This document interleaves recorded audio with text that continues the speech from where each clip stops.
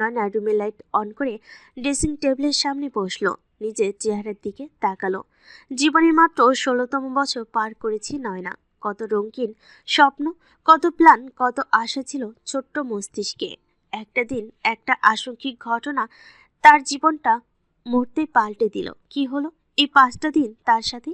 যে হাত আজ পর্যন্ত কেউ সাহস করে স্পর্শ করতে পারেনি, আর সে শরীর জুড়ে কারোর স্পর্শ লেপ্টে আছে।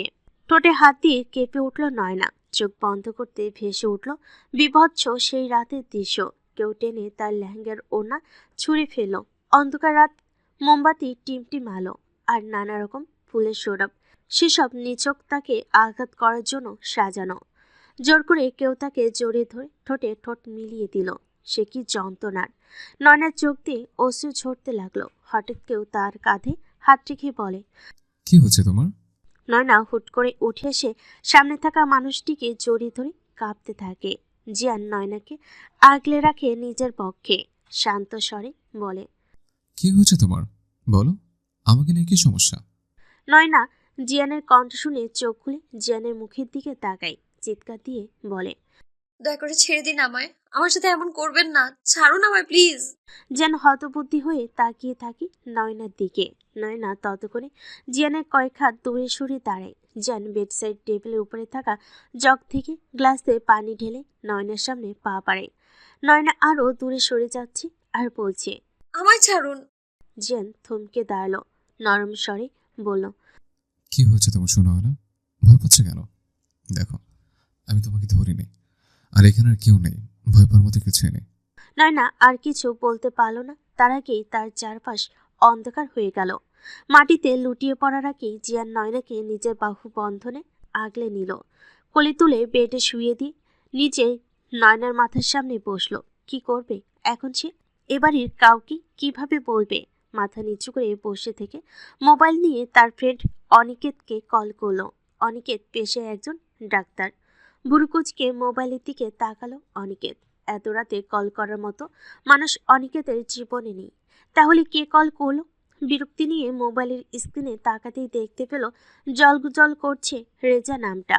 অনিকেত কাল বিলম্ব না করে সাথে সাথেই রিসিভ করে বলে, কিরে শালা, এতদিন পর মনে পড়লো? শুনলাম এর মধ্যে বিয়েও সেরে ফেলেছিস। তোর কথা পরে শুনবো, আগে আমার কথা শোন। তারপর অনিকেতকে সবটা খুলে বলল। অনিকেত সব শুনে বলে, সম্ভবত ভাবির প্যানিক অ্যাটাক হয়েছে। এই পরিস্থিতিতে সাধারণত কয়েক মিনিটের মধ্যে শীর্ষ পৌঁছে যায়, কিন্তু তখনও তা ভয়াবহ বা অস্বাভাবিক অনুভূতির সৃষ্টি হতে পারে। প্যানিক অ্যাটাক সাধারণত অতিরিক্ত মানসিক চাপ, উদ্বেগ বা নির্দিষ্ট পরিস্থিতি, সামাজিক বা কর্মজীবনের চাপে এই ধরনের আক্রমণ হতে পারে। তুই এক কাজ কর, চোখে মুখে পানির ছিটা দে। জ্ঞান ফিরলে আতঙ্কিত বা বিচলিত থাকতে পারে। ভাবির পাশে থাক এবং সান্ত্বনা দেওয়ার চেষ্টা করবি। ভাবিকে সান্ত্বনা দিবি এবং তাকে অনুভব করাবি যে সে নিরাপদে আছে। মনোযোগ অন্যদিকে নেওয়ার চেষ্টা করবি, আর কয়েকবার লম্বা শ্বাস প্রশ্বাস নিতে বলবি। দেখবি সব ঠিক হয়েছে। ভয়ের কিছু নেই। প্রথম প্রথম অনেক মেয়েই এটাকে ভয় পায়। জিয়ান আর কোনো কথা শুনল না, খট করে ফোনটা কেটে দিল। জিয়ান ভালো করে জানে এখন অনি উল্টাপাল্টা কথা বলবে। ফোন কেটে দিল। মানুষ ঠিকই বলে, বউ পেলে মানুষ সব ভুলে যায়। আচ্ছা, আমি কবে সব ভুলে যাওয়ার মতো বউ পাবো? বাবা, আমার কি বিয়ে হবে না? জিয়ান বেডসাইড টেবিলের উপরে থাকা জগটা থেকে সামান্য পানি নিয়ে নয়নার চোখে মুখে ছিটিয়ে দিল। কিছুক্ষণ পর নয়না চোখ খুলল। জিয়ান নয়নার মাথা নিজের বক্ষে নিয়ে নয়নাকে বলল, তুমি তো আমাকে বেশ ভয় পাই দিয়েছিলে। বললে হতো আজ তোমার বাচ্চাদের মধ্যে ঘুমোতে ইচ্ছে করছে, তাহলে আমি তোমার মাথায় হাত বুলিয়ে গানকে ঘুম পাড়িয়ে দিতাম। ছাড়ুন, আমি বালিশে শুবো। জিয়ান নয়নার মাথা পালিশে রেখে সরে বসল। এই, তুমি জোরে শ্বাস নিতে পারো? এই, আমার মতো করে। এটা কোনো ব্যাপার হলো? এই দেখুন বলেই জোরে শ্বাস নিল। এ তো আমার চেয়ে কম হলো। নয়না আবার শ্বাস নিল, লম্বা শ্বাস। তারপর জিয়ানের দিকে তাকিয়ে বলে, আপনি সত্যি গান গাইতে পারেন? না, পারি না। আমি গান গেলে তোমার এলাকার সব লোক লাঠি চোটা নিয়ে হাজির হবে। এত বাজে কণ্ঠ আমার। নয়না উচ্চস্বরে হেসে বলে, এত বাজে কণ্ঠ আপনার? হুম, খুব বাজে। একবার কি হয়েছিল জানো? নিশ্চিত আপনার গান শুনে কুকুর তাড়া করেছিল আপনাকে? নয়না উঠে বসল। একটা হেল্প করেন তো, আমার গয়নাগুলো খুলতে সাহায্য করেন।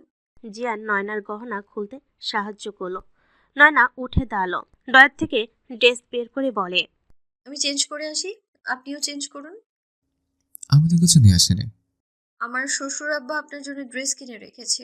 ওই যে 4টা শপিং ব্যাগ দেখছেন না, তাতে আপনার জন্য প্রয়োজনীয় কাপড় পেয়ে যাবেন।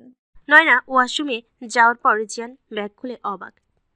টি শার্ট, 3/4 প্যান্ট, তোয়ালে, শার্ট, ব্লেজার সব আছে এতে। একটা টি শার্ট আর 3/4 প্যান্ট বের করে পরে নিল। নয়নার রুমটার দিকে নজর গেল। পুরো রুম জুড়ে হোয়াইট আর পিঙ্ক কালারের ফার্নিচার। রুমের রংটা হালকা পার্পল। বলতে হয় নয়না খুব আদরে মেয়ে, তাই তো প্রিন্সেসের মতো রুমটা সাজানো। হঠাৎ চোখ পড়ল দেয়ালে টাঙ্গানো একটা পেন্টিংয়ের দিকে। অবাক হয়ে বলে, এটা এখানে কি করছে? নয়না ওয়াশরুম থেকে বের হয়ে বলে, আমার রুমটা খুব সুন্দর, তাই না? সব ক্যাবিনেট আমার মন মতো করে বানানো হয়েছে একদম। হুম, খুব সুন্দর। তবে কি আমার সে? তোমার চেয়ে কম। এই পাস্তা খাবেন? আমার খুব খিদে পাচ্ছে। এই রাত আর সাথে পাস্তা আর কফি জাস্ট জমে যাবে। তুমি পারো? Yes mister driver. না ড্রাইভার, ইটস পাইলট। একই তো। কখনো রাত জেগে উপন্যাস পড়েছেন? না, আমার সে পড়ার সময় হয়নি। সকালে ভার্সিটি, দুপুর থেকে রাত পর্যন্ত পাইলট হওয়ার জার্নি, এভাবে কেটেছে দিন। এর জন্য আপনার মধ্যে কোনো রসকস নেই। উপন্যাসের নায়ক চরিত্রগুলো হয় কল্পনার পুরুষের মতো। তাদের রাগ, তাদের আগলে রাখা, তাদের অ্যাটিটিউড সবকিছু সুপার সুপার। আর ভালোবাসা, তা তো বলার ভাষাই রাখে না। তোমার উপন্যাস নিয়ে গবেষণা শেষ হলে পাস্তা আর কফি বানিয়ে আনো। এই যে মিস্টার প্লেন ড্রাইভার, আমার পিছু পিছু আসেন। তোমার বাসায় কেউ দেখে ফেললে? দেখে ফেললে কি? আমরা কি চোর নাকি? জিয়ানের হাত ধরে বলে, চলেন তো। রান্নাঘরে এসে নয়না চুলায় পানি বসালো, তাতে সয়াবিন তেল আর লবণ দিল। জিয়ান জীবনে প্রথমবার কিচেনে ঢুকেছে। অবাক হয়ে বলে, সাদা পানিতে তেল আর নুন কেন দিলে? ওরে ড্রাইভার, সারা জীবন বইয়ের পাতায় ডুবে থাকলে জানবেন কি করে? চুপচাপ তাকিয়ে থাকেন আর দেখুন ঘরের স্টাইলে কিভাবে সহজভাবে পাস্তা রান্না করতে হয়। পানি ফুটে উঠলে নয়না গ্যাস কমিয়ে তাতে পাস্তা দিল। এরপর ফ্রিজ থেকে টমেটো, ক্যাপসিকাম, ধনিয়া পাতা, সয়া সস, টমেটো সস, কাঁচামরিচ, লেবু বের করে আনলো। এক একে পেঁয়াজ, টমেটো, ক্যাপসিকাম কুচি করে নিল। ততক্ষণে পাস্তা সেদ্ধ হয়ে গেছে। পাস্তা ছাঁকনিতে দিয়ে চুলায় প্যান বসিয়ে একে একে সব দিয়ে নাড়াচাড়া করে এরপর ডিম দিল। ডিমটা হয়ে এলে পাস্তা ঢেলে দিল। নামানোর আগে ধনিয়া পাতা দিয়ে নামিয়ে নিল। হিটারে পানি গরম করে তাতে গুঁড়ো দুধ, কফি পাউডার দিয়ে মিক্সড করে নিল। যেন এতক্ষণ মনোযোগ দিয়ে রান্না দেখছিল। এবার বলল, আমি ব্ল্যাক কফি পান করি, সুগার আর মিল্ক পাউডার অ্যাভয়েড করি। হায় হায়, কি বলেন?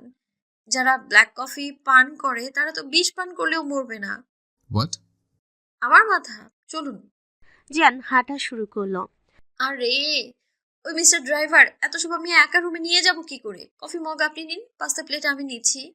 পাস্তা খাচ্ছি দুজনে মনোযোগ দিয়ে। হুট করে জিয়ান নয়নার মুখের সামনে চামচ ধরল। নয়না অবাক দৃষ্টিতে জিয়ানের দিকে তাকিয়ে বলে, সামথিং সামথিং। আগে শেষ করে তারপর বলছি। কাটা চামচ থেকে পাস্তাটুকু মুখে নিল নয়না। জিয়ানের দিকে তাকিয়ে বলে, ইটস সো টেস্টি। ও, রাঁধুনির রান্নার ভালো হাত। ও সিরিয়াসলি? তাহলে তো চেখে দেখতে হয়। নয়না জিয়ানের মুখে খাবার তুলে দিল। আসলে সো ইয়াম্মি। রাধুনের রান্নার হাতে চুমু খাওয়া উচিত। নয়না হাত বাড়িয়ে দিল। জিয়ান নয়নার হাতে চুমু দিল। এই এটা কি হলো? আপনি আমার হাতে ঠোঁট মুছে নিলেন। এত নরম কোমল তোয়ালে থাকতে মুখটা কই মুছতাম বলো? কফি ঠান্ডা শরবত করে খাবেন? না তো। আর ঠান্ডা হলে সমস্যা নেই, তোমার হট মেজাজ মিশিয়ে গরম করে নেব। নয়না হেসে বলে, আপনি দারুণ মজার মানুষ তো। আজ পর্যন্ত কেউ বললো না এই কথা। ভাগ্যিস বিয়ে করেছিলাম, বউ ছাড়া কেউ আপন হয় না। নয়না পাস্তার খালি প্লেটটা টেবিলে রেখে কফিতে চুমুক দিয়ে বলে। দেখে যান না আর কয়েকটা দিন। জিয়ান নয়নার কাছে ঘেসে বলে, প্রেমে পড়ে গেছো? প্রেমে পড়ে গেছি মানে? প্রেমে একদম হাবুডুবু খাচ্ছি। আরে বুদ্ধু, আপনাকে নিয়ে সাজেক যেতাম। জিয়ান নয়নার আরো কাছ ঘেসে বলে। বাহ, সোজা হানিমুনে যাওয়ার প্ল্যান। নয়না উঠে দাঁড়ালো। ড্রেসিং টেবিলে টুলের উপর দাঁড়িয়ে বলে, আপনার সমস্যা কি? সব কথা ডাবল মিনিং বের করেন কেন? আপনি যে কয়দিন থাকবেন ততদিন হাজব্যান্ড ওয়াইফের রোল প্লে করে মনের সকল উল্টাপাল্টা ইচ্ছে পূরণ করতে ফেলতে পারতাম। জিয়ান নয়নার কোমর ধরে নিজের সাথে মিশিয়ে নিয়ে বলে, বাহ, বাচ্চা মেয়েটা সব বলছে দেখছে। তা তোমার মনে উল্টোটা হচ্ছে এটা কি? আগে ছাড়ুন আমায়, তারপর বলছি। হুম, ছাড়বো না। জিয়ানের বাহু থেকে ছুটে আসার জন্য জোরাজুরি করতে করতে ঠাস করে বেডের ওপর পড়ল দুজনে। নয়না জিয়ানকে শক্ত করে জড়িয়ে ধরে চোখ বন্ধ করে আছে। জিয়ান নয়নার চোখে ফু দিয়ে বলে,